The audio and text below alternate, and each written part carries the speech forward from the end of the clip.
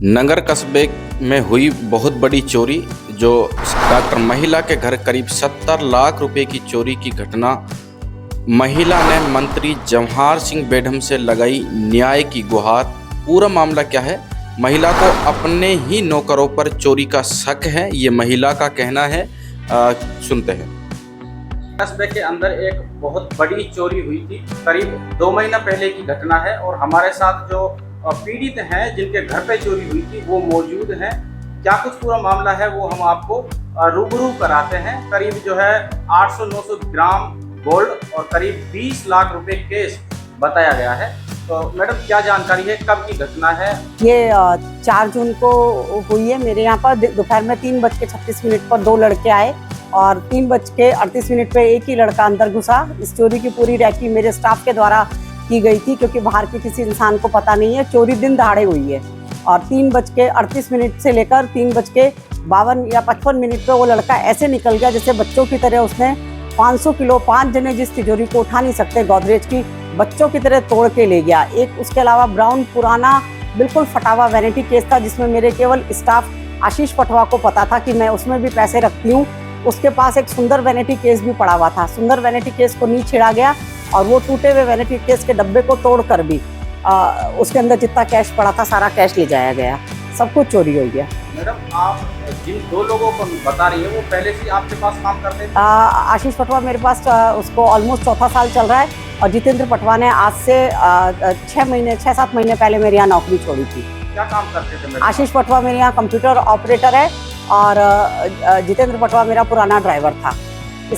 हाँ, जो आपके पास कुछ सबूत है या शक है आपको? हाँ नहीं, जो है मैं हमेशा अपने स्टाफ को कभी भी अपना फाइनेंशियल स्टेटस नहीं बताती थी। मैं हमेशा यही शो करती थी कि मेरे पास कुछ पैसा नहीं है, मेरे को तुम्हारे आधार कार्ड पे लोन लेना है, इस तरह का। लेकिन मेरी बेटी निम्स मेडिकल कॉलेज में पढ़ती है, उसकी फीस अक्टूबर के महीने में ड्यू थी। उसकी सालाना फीस 25 लाख है, 1.25 करोड़ के पैकेज पे, और उन्होंने 4-5 महीने पहले मांग ली। और मुझे चूँकि 1 नंबर में जमा करानी थी तो मुझे काफ़ी तकलीफ जो है काफ़ी तकलीफ हुई उसको जमा कराने के लिए। तो मेरे पीआरओ के यहाँ मेरी छोटी तिजोरी और कैश और जो भी पड़ा था, 22 तारीख को मेरी बेटी निम्स चली गई है। 23 तारीख को मैंने वो मंगाया है और 25 तारीख को सारे स्टाफ की नॉलेज में आया, स्पेशली आशीष पटवा के, कि इतना कैश है। आशीष पटवा ने तुरंत उस कैश को देख के बोला 17.5 लाख को कि है ना मैडम, और इतना कितना खजाना छुपा रखा है। तो मैंने इस टाइम उसके क्रिमिनल माइंड को समझा नहीं और मैंने इस बात को बहुत साधारण लिया और वो कर दिया। उस दिन रवि करके सुना रहे हैं, सीकरी में हम लोग 17.5 लाख लेकर गए। 5 मिनट वो बैग आशीष के पास अकेला रहा, इतने में आशीष ने उसमें से 50,000 गायब कर दिए, जिसका कि हमने सीधा उसको उलाना दिया कि भाई तेरे अलावा और किसी ने। लेकिन इससे ज़्यादा हम कुछ कह नहीं सकते थे क्योंकि हमने हाथों से चोरी नहीं पकड़ी थी। फिर 31 तारीख को आशीष पटवा जितेंद्र पटवा के साथ गोवर्धन के आगे बहज करके जगह है, वहाँ जाता है। पुलिस के पूछने पर भी कि भाई बहज तो कोई ऐसी रुकने की और तुम्हारे एंजॉयमेंट की जगह नहीं है, तुम लोग क्यों गए हो? उनके पास कोई जवाब नहीं था कि भाई तुम नाइट स्टे अपने घर पर भी तो कर सकते हो, तुम वहाँ नाइट स्टे क्यों करने गए हो? लेकिन उनके पास कोई जवाब नहीं था। पहले तो आशीष पटवा ने पुलिस को ये बयान दिया कि मैं तो 4 तारीख से पहले कहीं गया ही नहीं हूँ। लेकिन पुलिस के पास सारी कॉल डिटेल है, कॉल रिकॉर्डिंग है, फ़ोन टिपिंग है, पुलिस के पास सारे उनके खिलाफ सबूत हैं। लेकिन पॉलिटिकल प्रेशर के कारण पुलिस उनसे स्ट्रिक्टली पूछताछ नहीं कर पा रही है। जितेंद्र पटवा की रिकॉर्डिंग है, कॉल करने पर जितेंद्र पटवा से पूछा गया कि आप आशीष पटवा के साथ कहाँ गए हो? जितेंद्र पटवा ने सिरे से इनकार कर दिया कि मैं आशीष पटवा के साथ कहीं गया ही नहीं हूँ। आशीष पटवा ने बाद में बताया कि हम 4 तारीख से पहले तो नहीं गए, लेकिन 4 तारीख के बाद एक बार हम स्विमिंग पूल जरूर गए। मैं स्विमिंग पूल में उतरा हूँ और जितेंद्र पटवा कार में ही बैठा रहा है। जबकि अगर मेरे घर में 70-80 लाख की चोरी हुई है, यानी कि मेरे घर से एक लाश उठी है, उस टाइम क्या इंसानियत के नाते दूसरे दिन उसका अलवर जाना और दारू की पार्टी करना बनता था। फिर 6-7 तारीख को वो जयपुर चला गया। 8 तारीख को आता है वो शिवा गजिया के गार्डन में। शिवा गजिया की उपस्थिति में वो 2 और हॉस्पिटल के मेंबर्स हैं, पीआरओ हैं रमेश जी, और उस टाइम का ड्राइवर है कालू, उसको बुलाकर कहते हैं कि हम सब नौकरी छोड़ देते हैं। जिस नौकरी के लिए आशीष पटवा पाँव में पड़ा रहता था, कितनी बार आशीष पटवा की गलती पर उसको निकालने की कोशिश करी, लेकिन आशीष पटवा नहीं निकला। और अभी आशीष पटवा से कुछ कहा ही नहीं गया है। 4 तारीख को चोरी हुई है और आशीष पटवा ने पहले से अपना बाहर निकलने का इंतजाम कर लिया।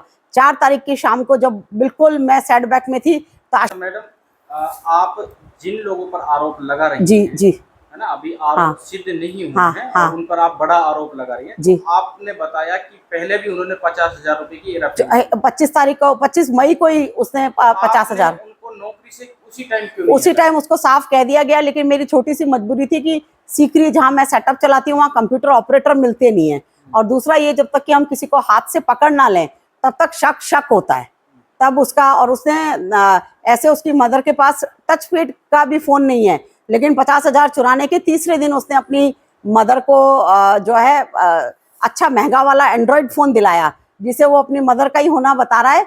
लेकिन वो तो पुलिस अगर सख्ती से पूछताछ करेगी तो वो सबूत सामने आएंगे, तो ये सबूत भी सामने आएंगे। मैडम, आपने पुलिस कंप्लेंट की थी? पुलिस 4 जून को ही कंप्लेंट कर दी थी। ये 60, 70, 80 लाख का की चोरी थी। ये एसएचओ से नीचे लेवल के किसी को दी जानी नहीं चाहिए थी, लेकिन एक दारा सिंह एएसआई जो कि बिल्कुल भी इस काम में सक्षम नहीं है, उनको इसका आईओ बनाया गया।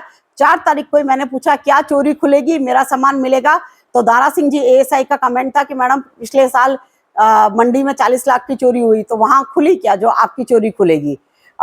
उसके बाद जो है इन सब का तो मुझे फोन टेपिंग का, और ये तो पुलिस जैसे भी मुझे सूत्रों से पता चलता रहा कि इस तरह का पुलिस का भी पूरा शक, ये शक मेरा नहीं है, मुझे सारे जो है बताने वाले सब पुलिस कर्मचारी हैं। पूरा शक आशीष पटवा की, आशीष पटवा ही मास्टरमाइंड है, बाकी तो सब इसके साथ चलने वाले हैं।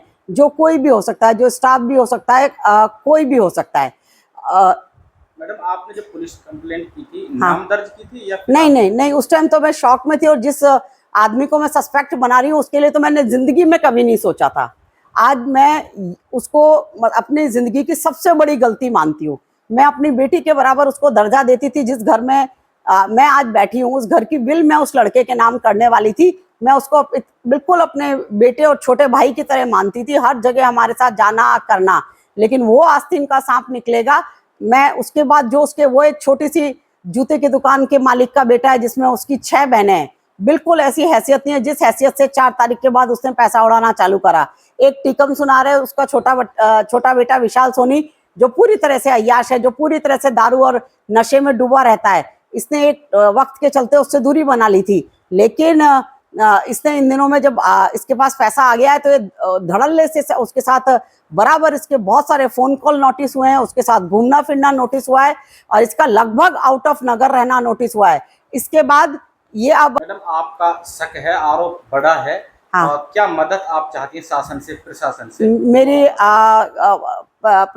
मुख्यमंत्री महोदय से, और इस जिस जिले के जो है एमएलए साहब हैं बेडम जी, जो गृह राज्य मंत्री हैं, कि मैं बाहर से उनके जिले में निवास कर रही हूँ, और मतलब वो एमएलए बने इसके लिए हम लोगों ने बहुत बढ़ चढ़ के उनके उसमें भाग लिया था।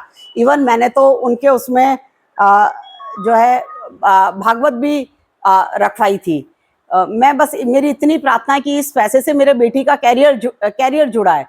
अगर ये पैसा, और 40 लाख का मेरे सिर पे कर्जा है, अगर ये पैसा वापस नहीं हुआ और कोई दूसरा रास्ता नहीं बचेगा, ऐसे मेरे अगेंस्ट जो लोन है वो खत्म हो जाएगा, और मेरी बेटी अपनी पढ़ाई, तो मैं ये चाहती हूँ, मैं बहुत ज़्यादा हाथ जोड़कर मुख्यमंत्री महोदय से, एमएलए साहब से, बेडम जी से निवेदन करती हूँ कि मेरी बच्ची का इस संसार में मेरे अलावा कोई भी नहीं है। मेरे मरने के बाद वो अनाथ हो जाएगी, बिल्कुल सड़क पे आ जाएगी।